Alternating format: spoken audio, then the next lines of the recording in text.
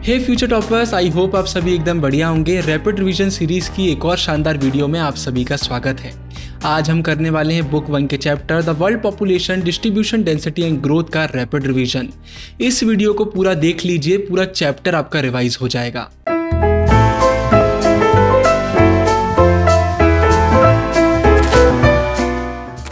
Video चालू करने से पहले एक इंपॉर्टेंट बात, आपको हमारी वेबसाइट एप्लीकेशन पर मिल जाएंगे history, geography, political science and psychology के बहुत शानदार प्रीमियम नोट्स। इन नोट्स से अगर आप अपना प्रिपरेशन करते हैं तो आपको ह्यूमैनिटीज का टॉपर बनने से कोई भी नहीं रोक सकता। बहुत ही शानदार नोट्स हैं, बहुत ही अफोर्डेबल हैं और इन्हें आप हमारी एप्लीकेशन और वेबसाइट से एक्सेस कर पाएंगे। सारे लिंक्स डिस्क्रिप्शन में हैं। अब वीडियो को चालू करते हैं। हमारा पहला टॉपिक निकल कर आता है पैटर्न ऑफ पॉपुलेशन डिस्ट्रीब्यूशन। अगर हम 21st सेंचुरी की बात करते हैं तो पूरी दुनिया में हमें 6 बिलियन से ज़्यादा लोग देखने को मिल जाते हैं। मतलब आप इमेजिन करिए हमारी पॉपुलेशन कितनी ज़्यादा हो चुकी है। जॉर्ज बी क्रेसी की यहाँ पर लाइंस निकल कर आती हैं, Asia has many places where people are few and few places where people are very many. जैसे कि अगर हम इंडिया का एग्जांपल ले लेते हैं, India area wise 7th rank पर आता है, लेकिन पूरी दुनिया में सबसे ज़्यादा पॉपुलेशन हमारी है। ऐसे ही बहुत सारे एरियाज़ हैं, बहुत सारी कंट्रीज़ हैं जो एरिया वाइज बहुत बड़ी हैं लेकिन उनकी पॉपुलेशन बहुत कम है। तो पॉपुलेशन डिस्ट्रीब्यूशन का सिंपल सा मतलब होता है कि अर्थ के सरफेस में, मतलब पूरे दुनिया में पॉपुलेशन कैसे डिस्ट्रीब्यूटेड है, कहाँ पर कितने कितने लोग हमें देखने को मिल जाते हैं और इनसे रिलेटेड फैक्टर्स भी हम पढ़ते हैं। 90% जो वर्ल्ड की पॉपुलेशन है वो जो हमारा टोटल लैंड एरिया है ना, उसके सिर्फ 10% में रहती है। कितनी बड़ी बात है। और जो 10 मोस्ट पॉपुलस कंट्रीज है, मतलब जहां पॉपुलेशन सबसे ज़्यादा है, वहां पर पूरे वर्ल्ड की 60% पॉपुलेशन हमें देखने को मिल जाती है।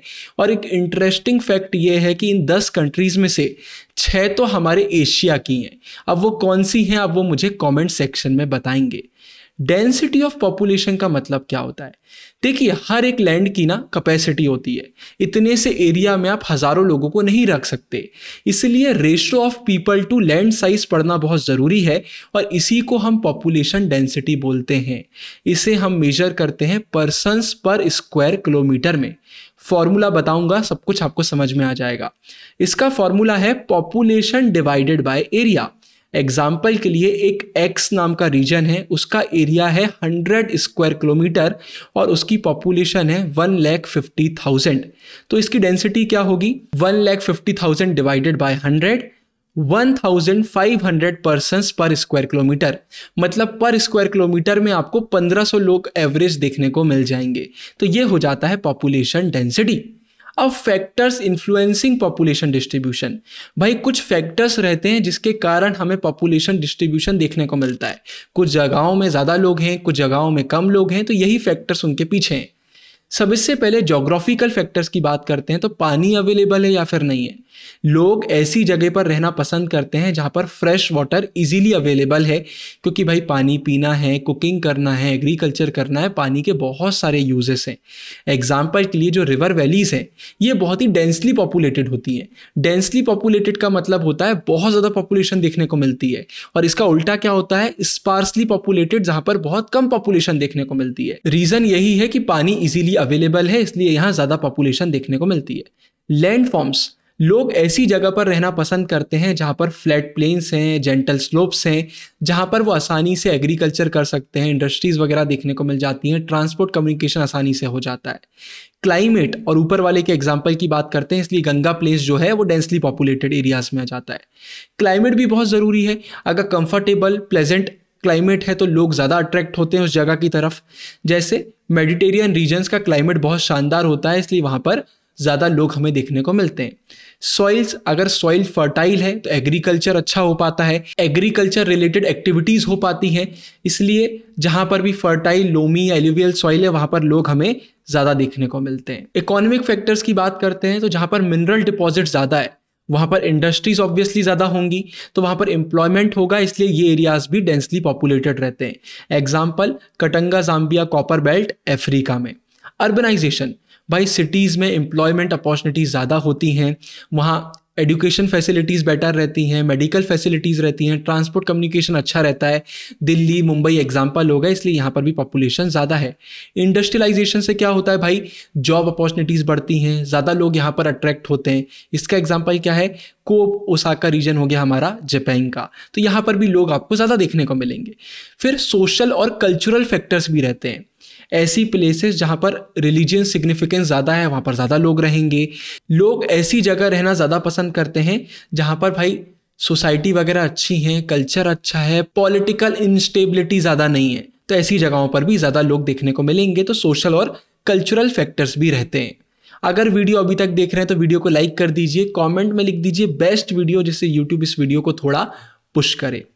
सम basic concepts of population geography important है। पहला है ग्रोथ ऑफ पॉपुलेशन। भाई पॉपुलेशन में अगर कोई भी चेंज आता है पर्टिकुलर एरिया में दो समय के बीच में, तो उसे हम बोलते हैं ग्रोथ ऑफ पॉपुलेशन। मतलब इस साल के स्टार्टिंग से लेकर अभी तक में जो भी चेंज आया है उससे हम पॉपुलेशन के ग्रोथ में गिन सकते हैं कि क्या चेंज आया है।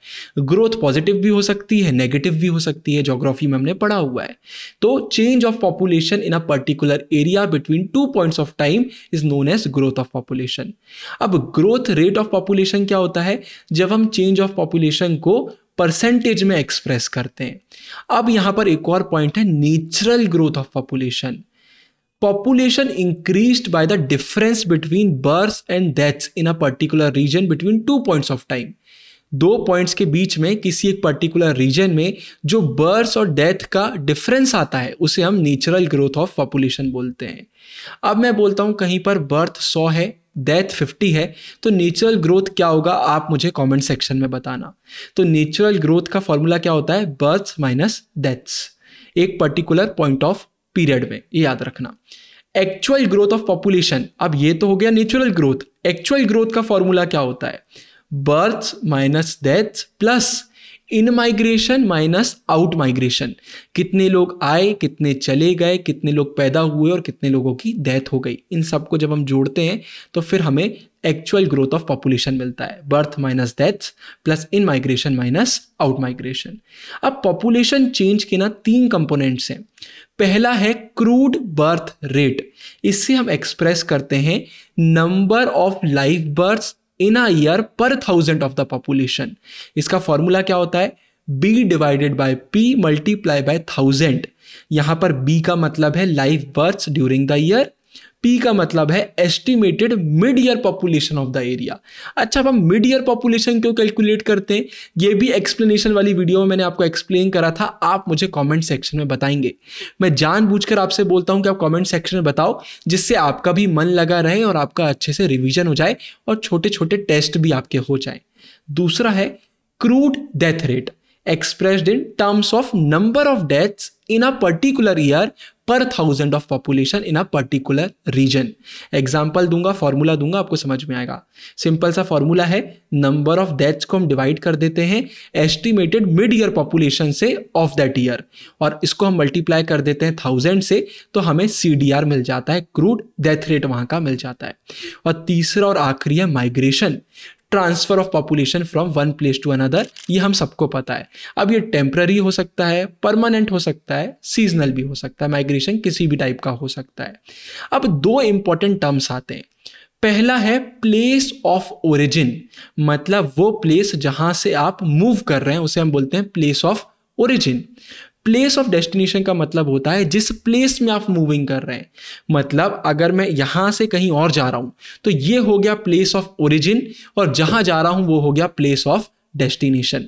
अब इमिग्रेशन और एमिग्रेशन, इसमें लोग बहुत कंफ्यूज होते हैं, लेकिन अब आप नहीं होंगे। इमिग्रेशन आई से स्टार्ट होता है, मतलब in, people moving into a new place is called immigrants. Emigration मतलब होता है एग्जिट, पीपल मूविंग आउट, तो आउट एग्जिट, इन मतलब मूविंग इनटू। याद रखिए, people moving out of a place are called emigrants. मतलब कहीं से अगर आप मूव आउट कर रहे हैं तो आप एमिग्रेंट कहलाएंगे, और कहीं मूविंग कर रहे हैं तो आप इमिग्रेंट कहलाएंगे। There are 2 sets of factors that influence migration. अब माइग्रेशन में यहाँ पर दो फैक्टर से इंपॉर्टेंट है। पहला है पुश फैक्टर, मतलब जो प्लेस ऑफ ओरिजिन है जिसको छोड़कर आप जा रहे हैं उसको जो फैक्टर लेस अट्रैक्टिव बनाते हैं उसे हम बोलते हैं पुश फैक्टर्स।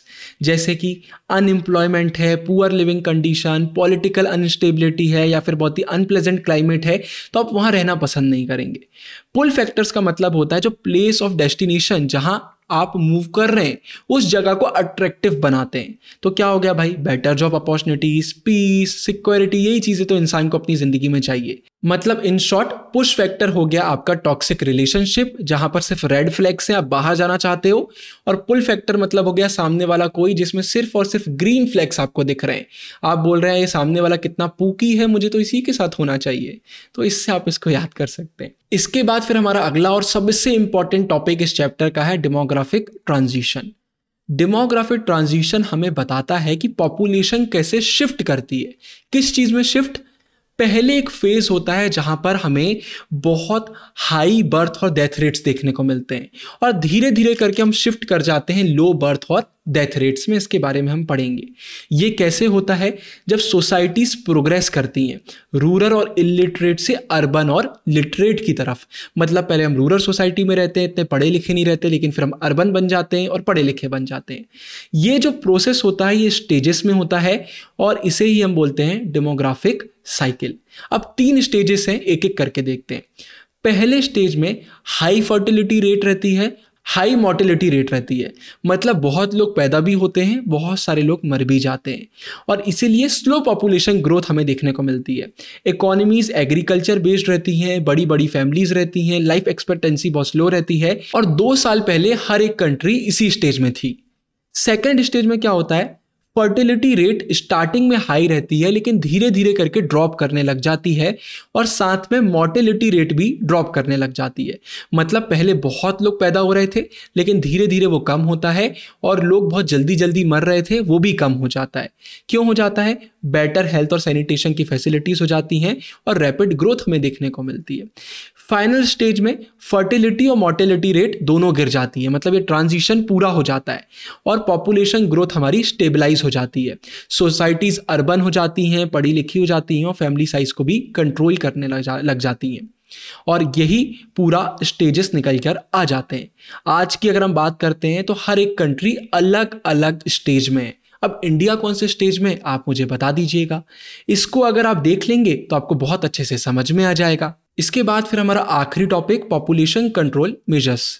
फैमिली प्लानिंग करना बहुत ज़रूरी है। इससे हमारी पॉपुलेशन तो कंट्रोल होती ही होती है, साथ में विमेन की हेल्थ भी इंप्रूव होती है। या तो आप बर्थ्स को प्रिवेंट कर सकते हैं या फिर आप बर्थ के बीच में थोड़ा स्पेसिंग कर सकते हैं, गैप कर सकते हैं, तो इससे विमेन की हेल्थ इंप्रूव होती है। अब ये करने के कुछ मेजर्स होते हैं। पहला, फ्री कॉन्ट्रासेप्टिव्स, मतलब आप फ्री में कॉन्डम्स वगैरह बंटवा सकते हैं। आप अवेयरनेस कैंपेन्स चला सकते हैं। आप बड़ी फैमिलीज़ के लिए पेनल्टीज़ वगैरह लगा सकते हैं। थॉमस माल्थस ने अपनी बहुत ही फेमस थ्योरी 1798 में प्रेडिक्ट करा था कि पॉपुलेशन जो है वो कुछ इस तेज़ी से बढ़ेगी कि इतनी तेज़ी से फूड सप्लाई ही नहीं बढ़ पाएगा। मतलब खाने की कमी पड़ जाएगी और पॉपुलेशन इतनी बढ़ती चली जाएगी। इस चक्कर में हमें फेमाइन, डिसीज, वॉर वगैरह देखने को मिलेंगी। फॉर एग्जाम्पल, अगर कोई एरिया है जहां पर बहुत ही लिमिटेड फूड है, अब वहां पर पॉपुलेशन बहुत तेजी से ग्रो कर जाती है तो शॉर्टेजेस होगी फूड की, इस चक्कर में दिक्कत होगी। इसलिए पॉपुलेशन को कंट्रोल करना बहुत बहुत बहुत ज़रूरी है। ये वीडियो अगर आपको पसंद आई तो आपको हिस्ट्री पॉलिटिकल साइंस की रैपिड सीरीज भी बहुत पसंद आएगी। हिस्ट्री की हमारे दूसरे चैनल पर आ रही है, सारे लिंक्स डिस्क्रिप्शन में है। इस वीडियो के लिए इतना ही। साइनिंग ऑफ गुरु टेहंगुरिया। वीडियो को लाइक शेयर जरूर से करिएगा।